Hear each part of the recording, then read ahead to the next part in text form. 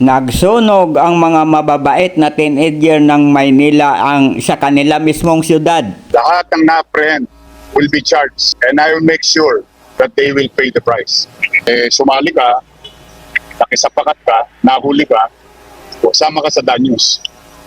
Criminal and we will charge them. The city government of Manila will charge them on top of whatever the Philippine National Police will charge them. Pagsisisihan nila yan.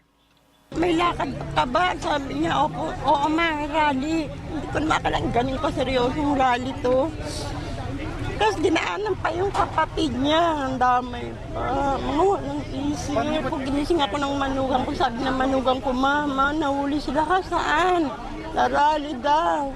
Kasi barkadahan niyan sila ng mga geng-geng eh. Mayor, nanawagan ako sa'yo, Mayor. Hindi lahat ng kasama sa rally aral na alam nilang ginagawa nila.